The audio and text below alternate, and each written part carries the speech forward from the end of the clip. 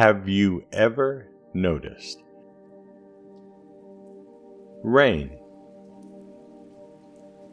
Imagine a world without rain.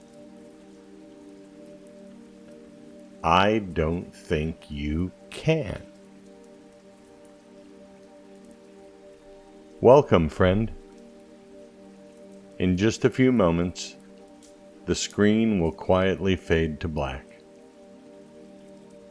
There is nowhere else to be. Nothing to keep track of. No rules to follow. Nothing to remember. And nothing to solve. Just a little while set aside for noticing things. Our journey begins. We call some weather good and some weather bad, which is rather strange when you think about it. A beautiful sunny day is good weather for a picnic.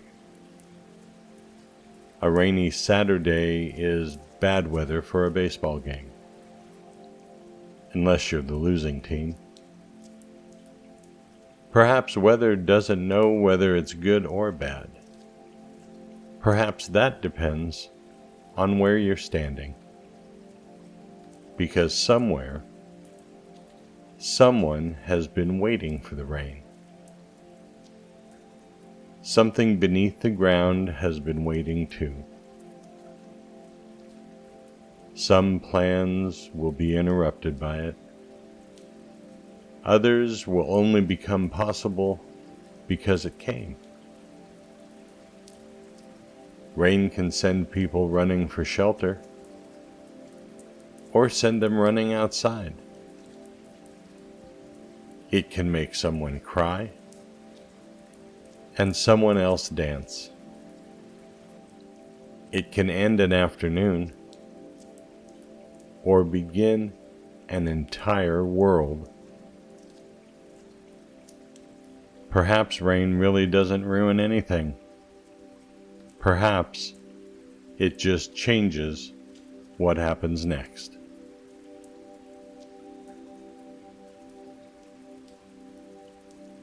Rain fell on the roof, against the windows, onto the sidewalk outside, and in a little stand beside the door. Several umbrellas had been waiting for exactly this. They waited there most days. Sunny days were particularly uneventful.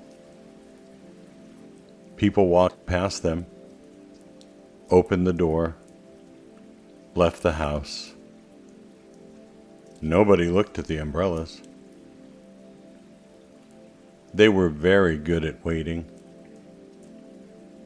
Occasionally, the sky would turn gray. Someone might pause beside the stand. There would be a moment of possibility. Then, no. Apparently, it wasn't going to rain after all. The umbrellas remained in their stand, waiting. People see rain in the forecast and groan. But if you're an umbrella, then rain means there is finally somewhere to go. These were not ordinary umbrellas. They opened backwards, or perhaps correctly, depending upon which kind of umbrella you asked. They had curved handles that could rest around an arm. They were designed not to turn themselves inside out in the wind. And when they closed, the wet part folded inward, which meant they did not return home dripping water all over the floor. They were rather proud of this. Ordinary umbrellas might leave puddles in the entryway.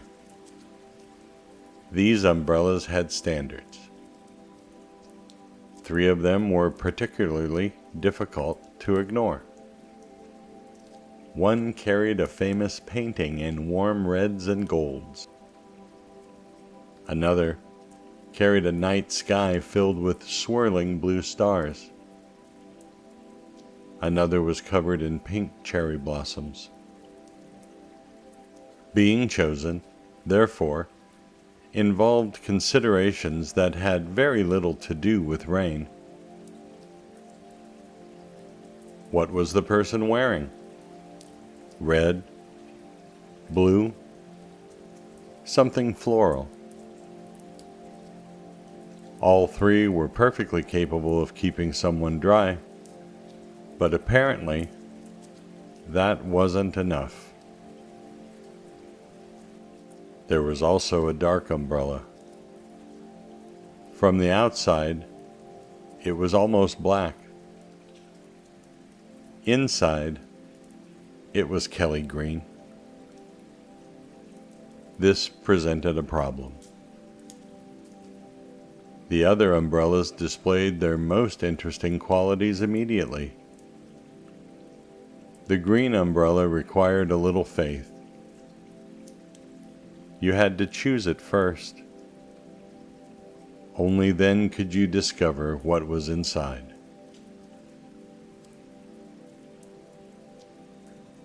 Perhaps this explained why it wasn't chosen very often. The umbrellas never knew where they were going until they left the stand. One might spend an afternoon at a restaurant. Another might cross a parking lot in a tremendous downpour. One might walk through a garden, or along a crowded sidewalk, or stand beneath the awning of a shop while the rain bounced from the street. Then it would return to the stand, with stories. There had been wind, puddles, a dog who refused to go outside. There had been a person running through the rain with a newspaper over their head.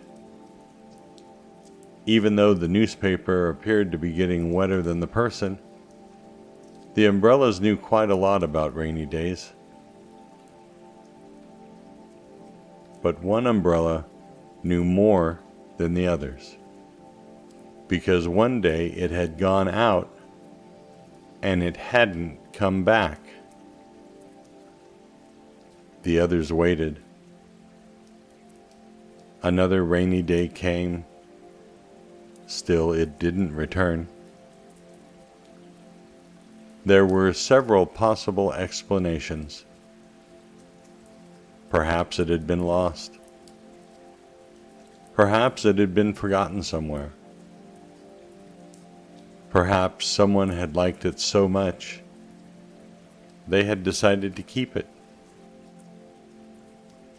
The truth was far less dramatic. It was in the car. And from the car, that umbrella saw everything. It went to grocery stores, restaurants, appointments, parks. It traveled on perfectly sunny days when no umbrella had any business traveling at all. Sometimes it sat in the car for weeks without being opened, but it was always there, ready. It had become the car umbrella, a position of considerable responsibility. The umbrellas back home had no way of knowing this, and the car umbrella had no way of telling them. So the others continued to wonder. Then one afternoon, the sky grew darker. Rain began tapping against the windows. Someone approached the stand. The umbrellas waited. This was the moment. A hand reached toward them, past one, past another, and stopped. The dark umbrella was lifted from the stand. Perhaps today was the day. The door opened. For the first time in quite a while, the green umbrella went out into the rain. The other umbrellas wore their paintings on the outside, for everyone to see. But when the dark umbrella opened, its green was on the inside. A little canopy of color, just for the person standing underneath. And perhaps that wasn't such a bad place for it after all. The green umbrella moved through the rain, down the sidewalk, across a parking lot, and eventually toward a gathering of other umbrellas. These umbrellas were different, black mostly, one after another. They opened beneath the gray morning sky. The green umbrella joined them, and together they stood in quiet respect as the sky opened above them.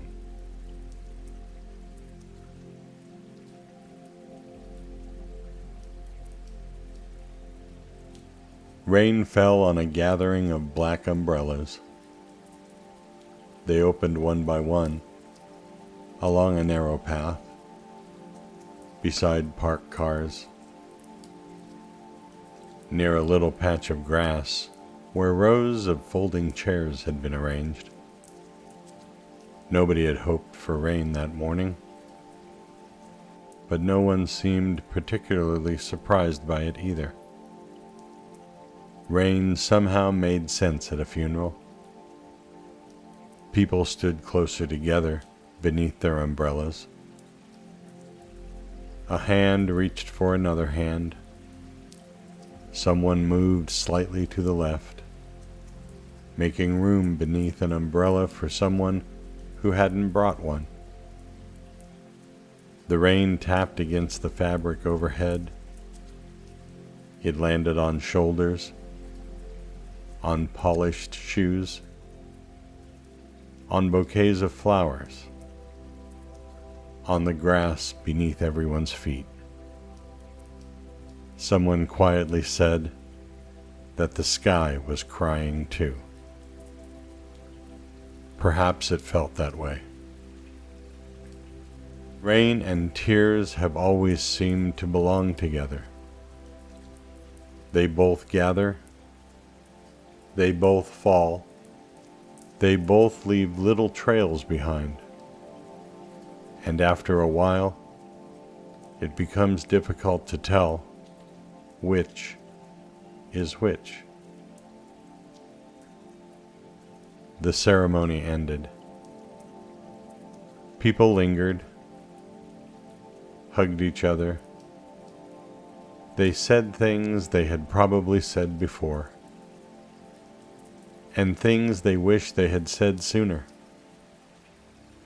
Then, one by one, the umbrellas began to close. Cars pulled away. The flowers remained. The rain continued to fall. It didn't know it had been at a funeral. It didn't know anyone was sad. It simply continued.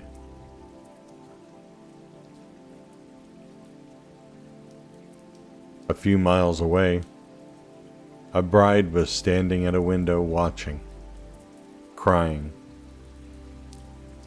She had been watching the weather forecast for days, then hours, then minutes, She had checked the radar so many times that morning, it was difficult to imagine there could be anything left on it she hadn't already seen. The wedding was going to be outside. There was no tent. This had seemed like a perfectly reasonable decision when the sun was shining.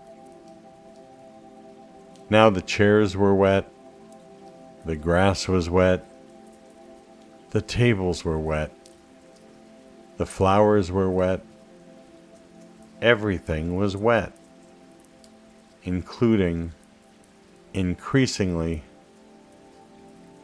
the bride's eyes. A few miles away, people had been grateful for umbrellas.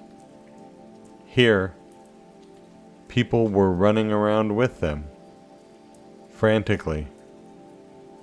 Someone was carrying tablecloths inside. Someone else was wiping chairs that were immediately becoming wet again. The florist had stopped trying to protect the flowers. There didn't seem to be much point. The rain fell on roses, on leaves, on the stone path, on the grass. It washed dust from the trees, pollen from the chairs. It knocked a few tired petals from the flowers and left the others covered in tiny drops of water. Then, suddenly, the rain became lighter. The clouds moved on, and the sun came out. A little brightness appeared at the edge of the garden. Someone went outside, then called for someone else. The bride came to the door. The garden she had been watching disappear beneath the rain was still there. Only now, everything seemed brighter. The leaves were glossy and green. The stone path had deepened in color. Drops of water rested inside flowers and along the edges of petals. The grass looked newly painted, and the air smelled different. Clean, new. The unmistakable fresh smell of a garden after rain. There was still water on the chairs, so everyone found towels. The tables came back outside. The florist rearranged a few flowers.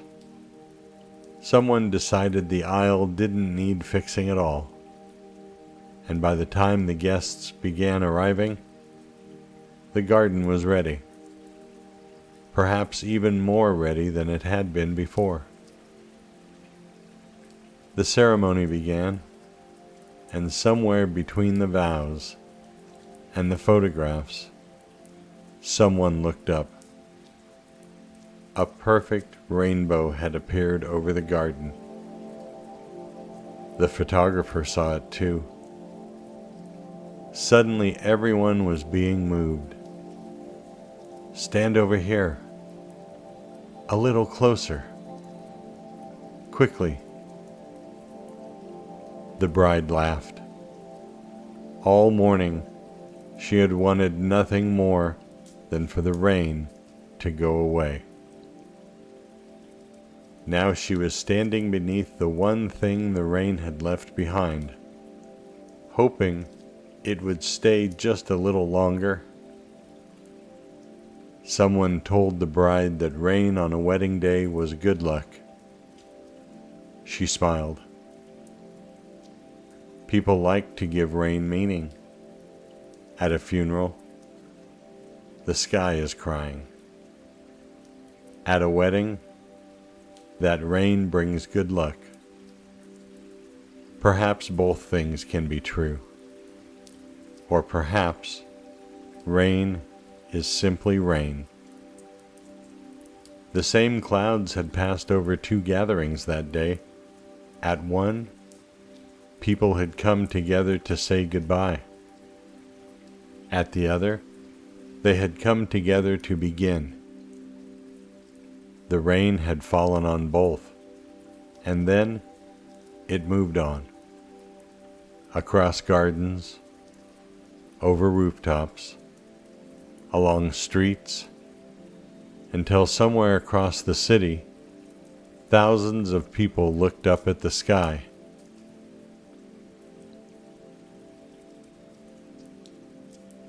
Rain fell on the baseball game.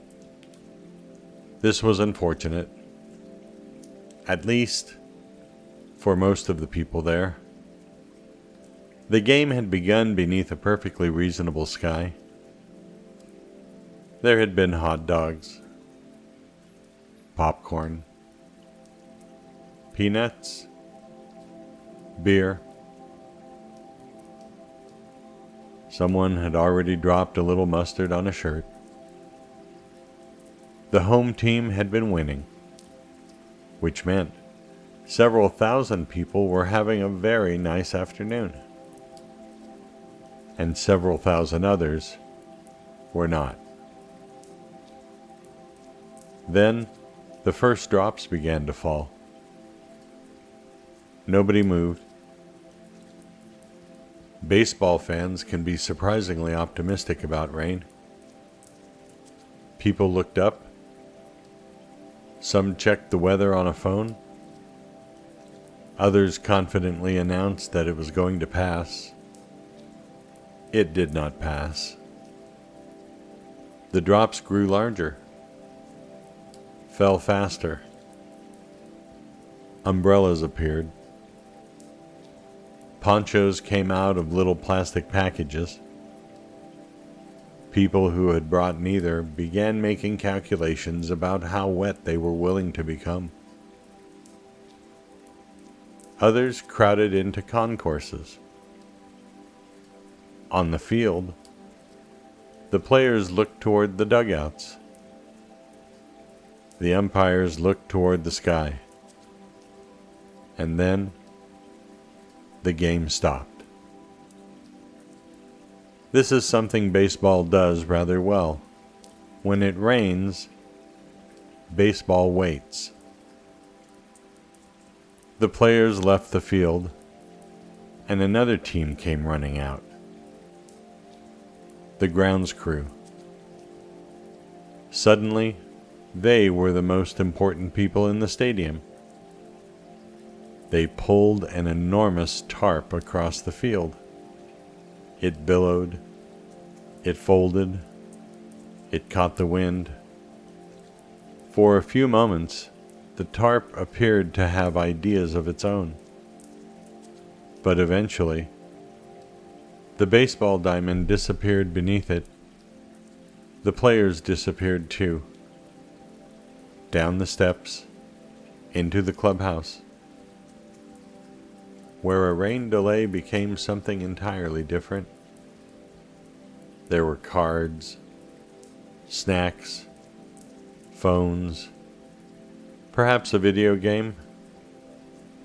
Some players stretched, others tried to stay loose.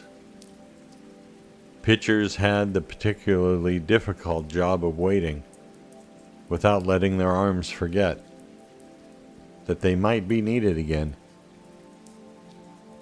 Nobody knew exactly how long they would be there, because baseball rain delays don't come with an ending time.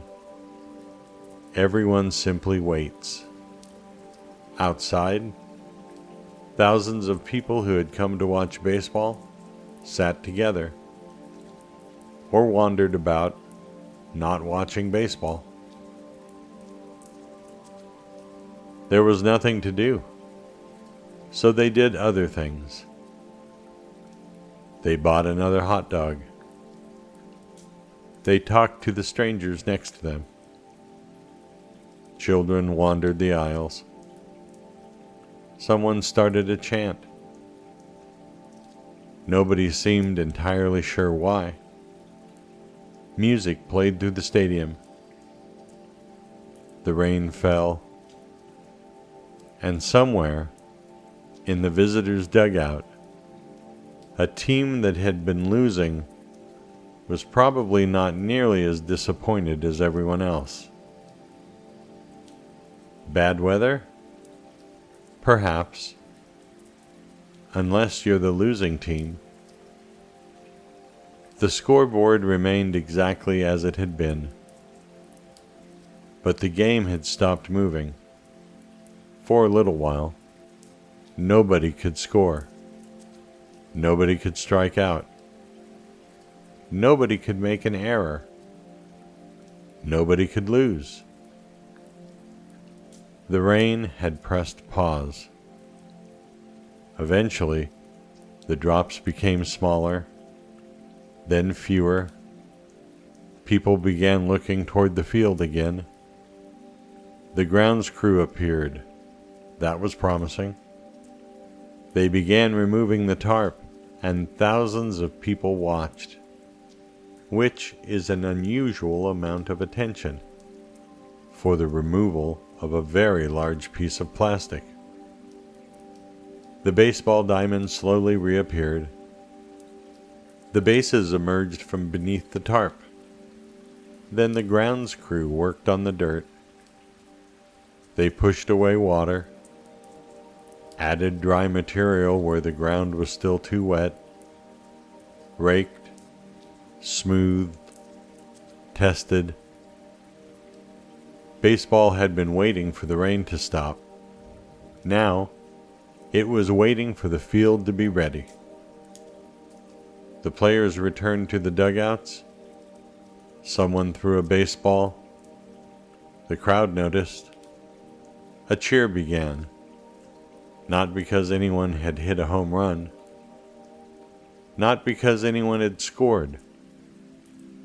Baseball had simply returned, and apparently that was enough. The rain had interrupted the game, but it had also given everyone something they hadn't expected. An extra hot dog. Not everyone had needed that. A conversation with a stranger. New friends were discovered that day. A little more time at the ballpark. And perhaps, for one team, a chance to begin again. The umpire called for play to resume. The pitcher walked back to the mound. The batter stepped toward the plate, and somewhere beyond the stadium, the rain made its next move.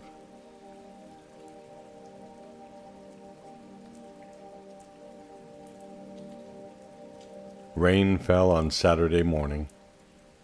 This was excellent news. Not for everyone, but in one particular home. A man opened his eyes, heard rain against the window, and smiled. He had been awake for several minutes already. The alarm was set for 6:15. It hadn't gone off yet. There was still time to lie quietly and think about everything he didn't want to do that day. It had begun with an email several weeks earlier. Team building day. There had been an exclamation point. Possibly more than one. The company had decided that everyone would benefit from spending a Saturday together, outside the office. This was interesting, because they already spent Monday through Friday together, inside the office. But apparently, there was more bonding to be done. The email promised fun, teamwork, personal growth, lunch, and activities. The word activities had been concerning. A second email provided details. There would be an obstacle course, a ropes course, trust exercises, and zip lining. The man was afraid of heights. Not the sort of afraid where someone says, "I'm a little nervous." The sort of afraid where being securely attached to a cable did not make stepping off a platform high above the ground seem more reasonable. Everyone at work had been talking about it. One coworker had ziplined before, several times. Apparently, this qualified him as some sort of company expert. He had explained that the hardest part was stepping off the platform. This had not been helpful. Someone else said, "You'll be so proud of yourself afterward." The man was already proud of several things. He saw no reason to add, "jumped willingly from a perfectly good platform" to the list. Then there were the trust exercises. One involved falling backward and trusting a coworker to catch you. The man had been assigned to partner with Kevin. Kevin was very nice. There was nothing wrong with Kevin. But Kevin had once borrowed a stapler, then spent 20 minutes looking for it while it was still in his hand. This was the person who would be responsible for catching a falling adult? Still, the man had been a good sport. When coworkers asked if they were excited, he said, "Absolutely." When the boss said, "It's going to be fun," he smiled. When someone mentioned getting everyone outside their comfort zone, he nodded. His comfort zone had never seemed particularly problematic before, but apparently it required intervention. By Friday afternoon, the office was buzzing. People compared athletic shoes. Someone had bought a new water bottle. The experienced zipliner had begun offering advice nobody had requested. Kevin said, "See you tomorrow." And the man said, "Can't wait," which was not entirely accurate. Friday night, he found comfortable clothes, put his shoes beside the door, set the alarm for 6:15, and went to bed. Because sometimes being an adult means doing things you said you would do, even when you would rather not. Then, sometime during the night, the rain fell. It fell on the ropes course. It fell on the platforms. It fell on the picnic tables. It fell on the carefully planned obstacle course. It fell, and fell, and fell. At 6:04 in the morning, a phone buzzed beside the bed. The man reached for it. There was a message from work. Due to weather conditions, he sat up. Today's outdoor team building event has been canceled. He read it again. canceled. There would be no obstacle course, no ropes, no zip line, no trust fall, no name tag, no organized fun. Nobody would ask him to share one surprising thing about himself. He did not have to fall backward toward Kevin. He did not have to step off anything. He did not even have to put on the shoes waiting beside the door. The entire day had been returned. This is a very particular kind of happiness. It's not the same as canceling something yourself. If you cancel, there may be guilt. Explanations would be necessary. There may be another date to arrange. But when Rain cancels something, there is nothing to discuss. Nobody's feelings are hurt. No one thinks you should have tried harder. You didn't cancel. The sky did. The man turned off the alarm and lay back down. For approximately 30 seconds. Because now he was much too happy to sleep. He got up, made coffee, and stood at the window. The rain was still falling. Suddenly, there was nowhere he needed to be. Nothing he needed to accomplish. No schedule. No activities. No personal growth. Just Saturday. All to himself. He drank his coffee slowly and watched the rain. After a while, something strange happened. He decided to go outside. Not because he had to. That was important. He wanted to. A raincoat went on, shoes went on, an umbrella came along.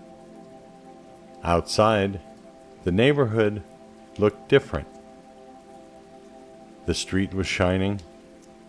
Water ran along the curb. Drops hung from the leaves. The trees were greener.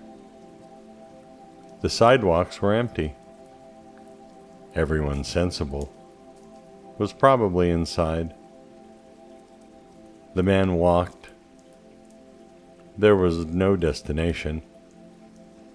At the corner, a puddle stretched across part of the sidewalk. He stepped around it, then stopped, looked back, and stepped directly into it. Splash. That felt surprisingly good. There was another puddle farther ahead. Another splash. The umbrella lowered slightly. Rain landed on his sleeve. Then a hand. Then a face. Nobody was watching. Or perhaps somebody was. It really didn't matter. A very long time ago, in an old movie, another person had gone out into the rain. He had an umbrella too. His name was Gene Kelly, and instead of complaining about the weather, he danced through the street, around the puddles, and sometimes right through them. The man remembered this. There was no music playing now, no movie cameras, no choreography, and absolutely no reason not to try it. The umbrella swung, one foot went into a puddle, then the other, then there was a turn that probably looked better from inside the man's own imagination. More splashing. Someone laughed. It was the man. The same person who had spent all week dreading being pushed outside of his comfort zone. And here he was, outside, in the rain, dancing in a puddle. Perhaps the company had been right about one thing. Sometimes it is good to do something unexpected. They had simply been wrong about the activity. Bad weather? Not this morning. This morning, the rain had canceled the plans and given Saturday back. Sometimes rain takes something away. You just have to notice what it left behind.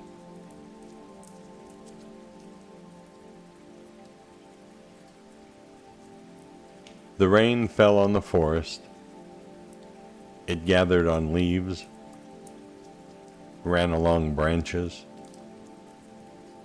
darkened the trunks of the trees, and disappeared into the ground. Most people looked out their windows and decided to stay inside. One person looked out and smiled. The mushroom hunter had been waiting for rain. Not just any rain, enough rain. At the right time, after the right kind of weather rain. Then warmth, moisture held in the ground, humidity lingering beneath the trees. The kind of weather most people simply called wet. The mushroom hunter called it promising, because somewhere beneath the wet leaves, things were happening. The forest floor might look wet, but mushrooms begin long before anyone sees them, hidden beneath the soil and inside fallen wood. A vast network of tiny threads had been there all along, waiting. The rain soaked into the earth, and the mushroom hunter knew it might be time. Not immediately. Mushroom hunting requires patience. You cannot simply walk into the woods after the first raindrop and demand mushrooms. The forest does not work that way. So the woven basket remained by the door, for now. The mushroom hunter waited. The rain stopped. The ground remained wet. The air grew warmer. And one morning, the basket finally left its place beside the door, and the hunt began. There were no signs, no arrows, no little markers saying, "Mushrooms this way." You had to know where to look. And sometimes that meant looking up. A mushroom hunter learns the trees. Oaks, elms, conifers, Certain mushrooms prefer the company of certain trees, so finding the right tree could be the first step toward finding what is growing beneath it. Along fallen logs, across the damp forest floor, beside moss-covered roots, and sometimes right in the middle of a place you had already looked. The mushroom hunter walked slowly. This was important. Mushrooms are very good at not looking like mushrooms, until suddenly they do. A curled brown leaf might be a curled brown leaf, or something underneath it might be worth another look.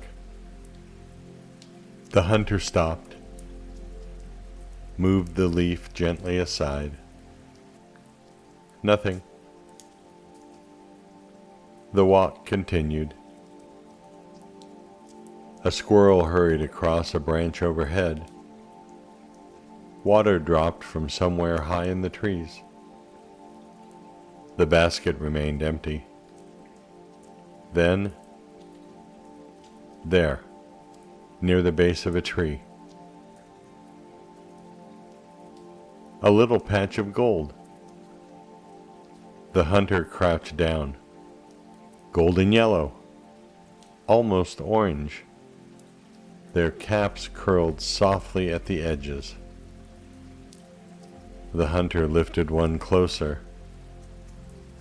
Chanterelles can even have a faint smell, a little like apricots. Not many, but enough. One went carefully into the basket, then another. After you find the first mushroom, the forest changes. Not because anything in the forest is different, because now you are looking differently. A shape near a log, a color beneath the leaves, a little cap pushing through the soil. Things that had been invisible a moment ago were suddenly everywhere. The hunter wandered farther. Slowly. There was no reason to hurry. The rain had already done its part. By the time the basket was carried home, it was heavier than when it left. Not full. It didn't need to be. There would be other rains, other mornings, other things waiting beneath the leaves. People see rain in the forecast and groan. Plans change. Walks are postponed. Picnics move indoors. But somewhere, a basket waits beside a door. Bad weather? Perhaps. Unless you're a mushroom hunter.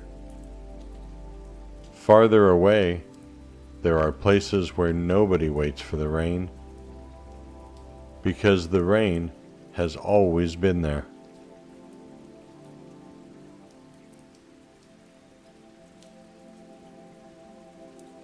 Rain fell on the rainforest. This was not particularly unusual. Rain had been falling here relentlessly for a very long time. It landed first at the very top, on leaves stretching toward the sky. Broad leaves, waxy leaves, leaves large enough to catch hundreds of drops at once. The rain gathered on them, rolled toward their edges, and fell again, onto another leaf. then another. Deep green leaves overlapped one another. Drops gathered at the pointed ends of enormous leaves, then fell on the leaves below. A drop of rain could travel a surprisingly long way through a rainforest without ever reaching the ground. There were simply too many things in the way. Trees grew beside trees that grew beside even more trees. Vines climbed toward the light. Ferns opened beneath them. Moss-covered branches. Plants grew on other plants, which grew on still other plants. Green upon green and more green. Everywhere. Green. Vines curled around dark wet trunks, but hidden among all that green were little explosions of color. Beneath one enormous leaf, a tiny yellow frog, no bigger than the end of a thumb, brilliant against the green, with tiny black eyes watching the rain fall around it. Higher in the canopy, a scarlet macaw rested on a wet branch. Red across its head and body, yellow through its wings, then blue, as though the forest had saved 3 of its brightest colors for the enormous bird. Nearby, a blue butterfly opened its wings, brilliant, almost glowing against the leaves, then closed them and nearly disappeared. Open, blue, closed, gone. And along a branch below, a little green lizard rested quietly, so perfectly matched to the leaves around it that you might not notice it at first. Rain ran along its back, down its tail, and dropped from the branch below. The lizard blinked. It did not appear particularly concerned about getting wet. There was nothing here for the rain to interrupt. No baseball game to stop. No wedding chairs to dry. No umbrella waiting beside the door. The rainforest had not made other plans. Rain was the plan.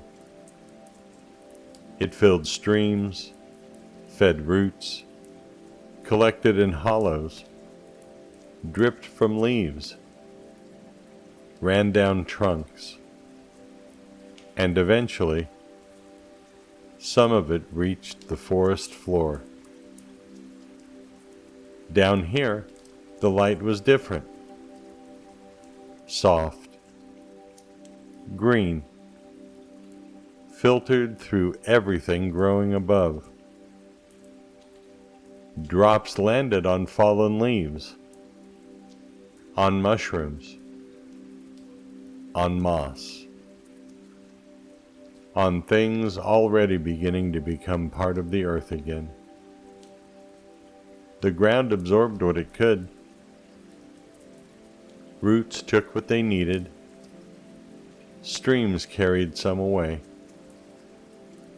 And somewhere above, the rain was still falling.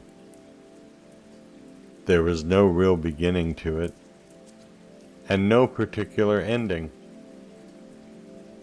A drop disappeared into the soil. Another landed on an orchid. Another waited at the tip of a leaf, growing heavier. until finally it fell. In some places, rain changes everything. Here, rain is simply part of everything. Elsewhere, rain might be a signal.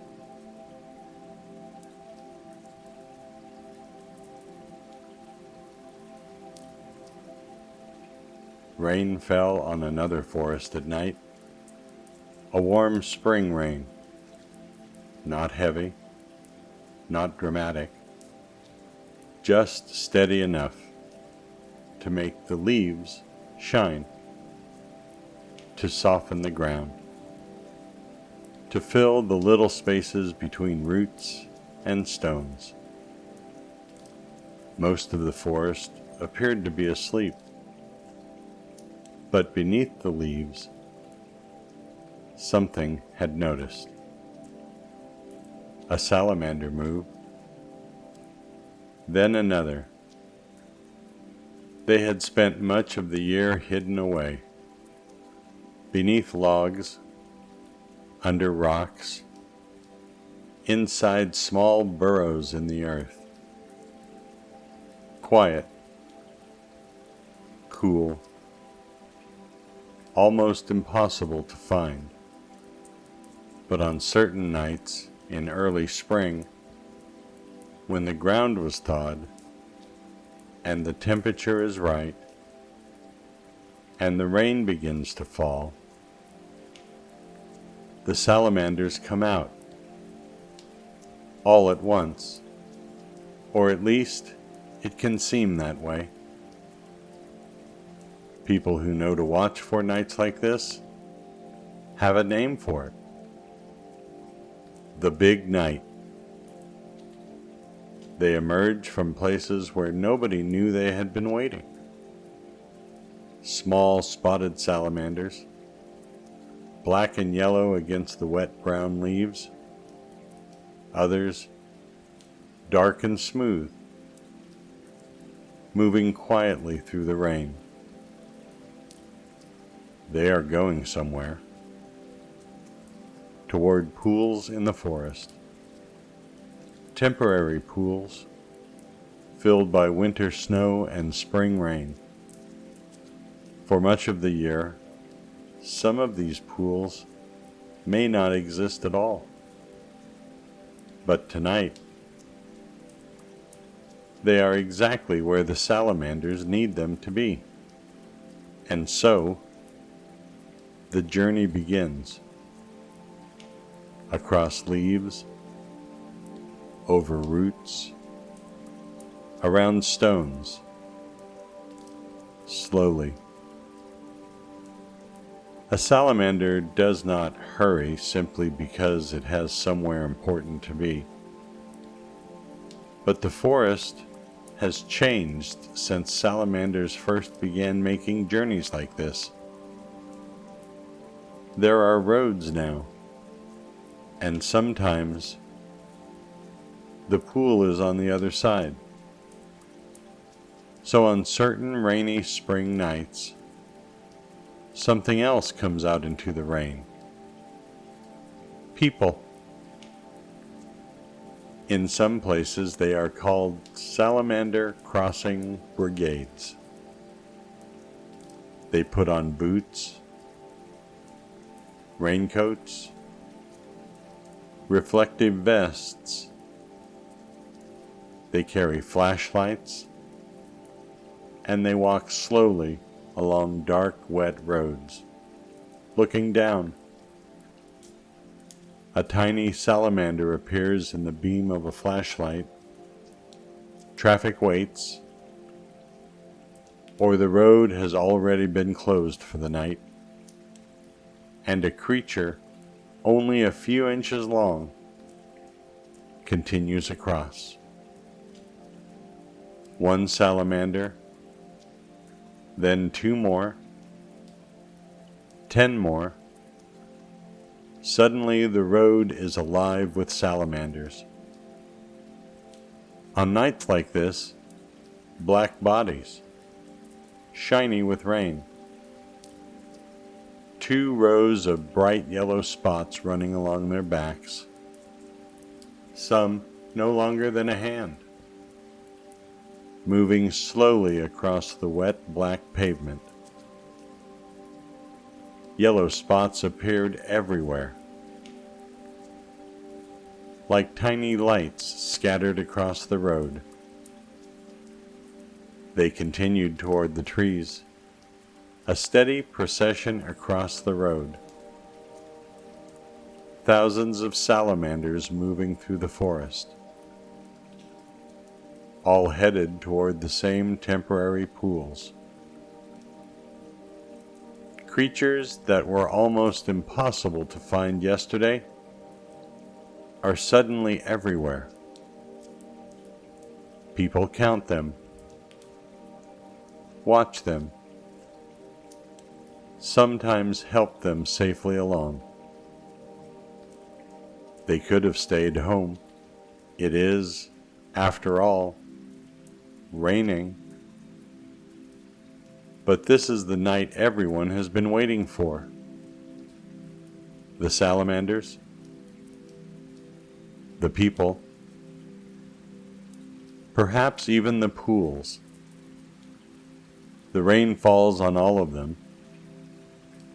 It taps against hoods, collects in the road, drips from branches overhead and throughout the forest. Small creatures keep appearing from beneath the leaves. By morning, most people passing this way will see nothing unusual. A wet road, a few puddles, trees. They may never know what happened here during the night, but for a few hours, the rain announced that it was time, and an entire hidden world came out to listen. Some things wait in the forest, others wait in the desert.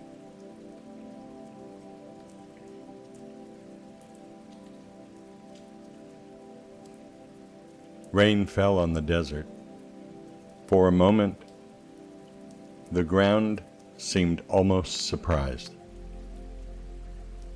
Usually, it was hard and dry. Rain did not come here often. The sun and the wind did. Days of heat arrived one after another, without bringing a single drop of water. But somewhere beneath the parched earth, something had been waiting. Not beneath a rock, not inside a burrow, not hiding in the shade. Waiting in the dirt itself. Fairy shrimp, or at least what would become fairy shrimp. Their tiny eggs had been there all along, through hot days, dry months, sometimes years, waiting for something they could not make happen. Rain continued to fall. It ran down rocks, gathered in low places. Water gathered faster than the ground could take it away. A shallow depression began to fill. The cracked earth disappeared beneath the water. A place that yesterday had begun nothing more than dry ground became a pool, a temporary pond, made entirely by rain. And inside it, something began to happen. The eggs had noticed. Water was here. Tiny fairy shrimp began to hatch. At first, they were almost too small to see, but they grew quickly. They had to. Their entire world had just appeared, and it wasn't going to last forever. Within the little pool, the fairy shrimp swam upside down. Tiny, delicate, almost transparent. Their slender bodies drifted just beneath the surface, while 11 pairs of little leaf-like legs fluttered through the water, upside down. They looked almost as though they were flying, except their sky was a temporary desert pond. They ate, they grew, they found one another, and then the birds noticed. A pool that hadn't existed yesterday had become a place to stop, to drink, to eat. Fairy shrimp were very good news, if you were a hungry bird. This was somewhat less exciting if you were a fairy shrimp. A small shorebird landed on the water. It began to swim in a circle, then another, and another. Around and around it went, until the water began to turn with it. A tiny whirlpool formed beneath the bird, stirring up the little creatures below and bringing them toward the surface. The bird had apparently figured out how to make dinner come to it. Other birds had noticed this new world too. They waded through the shallow water, dipped their beaks beneath the surface, ate the tiny creatures, and eventually flew away again, sometimes carrying something with them. Fairy shrimp eggs are remarkably good at surviving. Some can even survive a journey through a bird and arrive somewhere else. A distant pool, or a different patch of desert. A new place to wait for rain. Meanwhile, back in the little pool, the fairy shrimp had work to do. Time mattered here. Before the desert sun could take their pond away, they made the next generation of eggs. Eggs designed to wait. Because eventually, the rain stopped. The clouds moved on. The desert sun returned. Water began disappearing from the edges of the pool. Day by day, the pond became smaller, until eventually, there was no pond at all. The fairy shrimp were gone. The ground dried, dust returned, and anyone walking past might reasonably assume nothing lived there. But beneath their feet, the next generation was already waiting. The eggs could survive the dry time, heat, dust, months without rain. Some could wait much longer. There was no reason to hurry. The desert knew something about waiting. Someday, clouds would gather again, rain would fall, a pool would appear where there had been only dirt, and an entire little world would begin again. Bad weather? Not here. Here, rain was an invitation, and beneath the dry desert floor, thousands of tiny lives were waiting to accept it.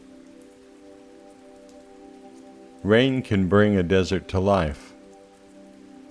Elsewhere, it joins the celebration.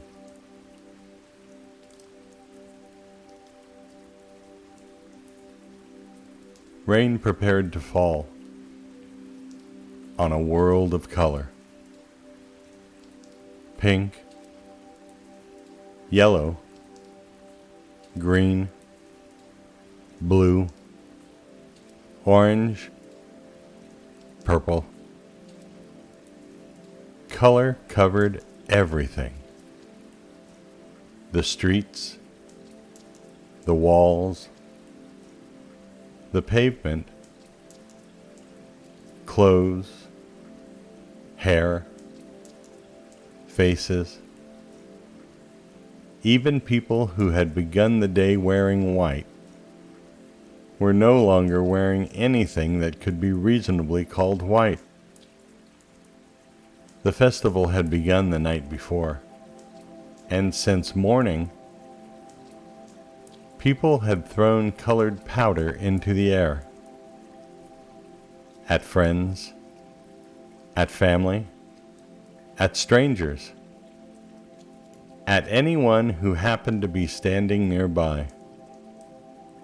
Color had risen into great clouds above the crowds. Hands had become red. Faces had become blue. Hair had become pink. Someone who had started out mostly yellow had somehow become purple. Nobody seemed particularly concerned. That was part of the point. The celebration of color had been going on for hours. By now, it covered everything and everyone. And with perhaps an hour still to go, the rain arrived. At first, only a few drops. One landed on a pink cheek, another on a yellow arm. A blue hand lifted toward the sky. Then the rain began to fall. Nobody went home. Why would they? They're already covered in color, already wet from colored water, already far beyond any reasonable hope of staying clean. So the celebration continued. Pink began to run down cheeks. Blue traveled along arms. Yellow dripped from hair. Colors met and became other colors. Someone who had been mostly red was becoming something closer to orange. White shirts became watercolors. Faces changed with every drop. And still, people danced. But celebrations do end. Little by little, people began to leave. They disappeared through doorways, carrying whatever colors the rain hadn't managed to wash away. The music quieted, the streets emptied, and the rain stayed. A dark spot appeared on a patch of pink, then another, and another. The colors began to move.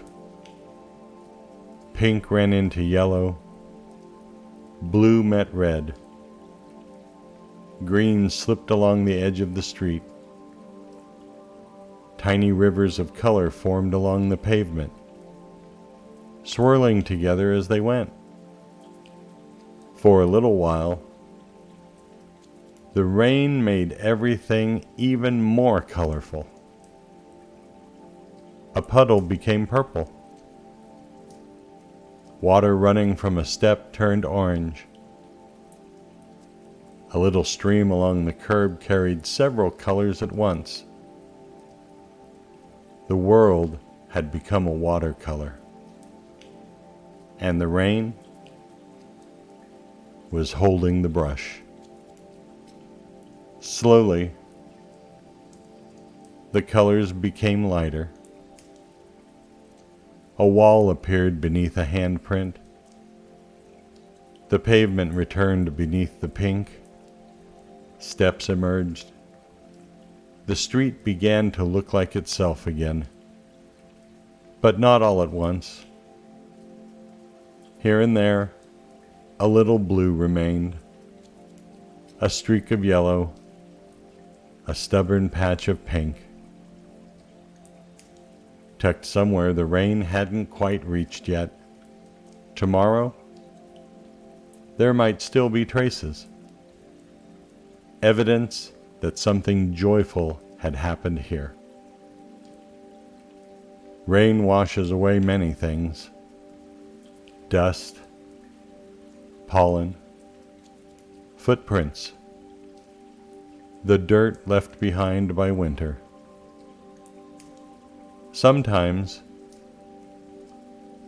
it even washes away something beautiful. But washing something away doesn't mean it shouldn't have been there. The color had done what it came to do. It had filled the streets, covered the people, marked the day, and now the rain carried it away. Down the steps, along the streets, into puddles, where the colors swirled together one last time, then farther and farther, until the water began to run clear. The rain continued to fall, and underneath all that color, the world was waiting, clean, fresh, ready for whatever came next.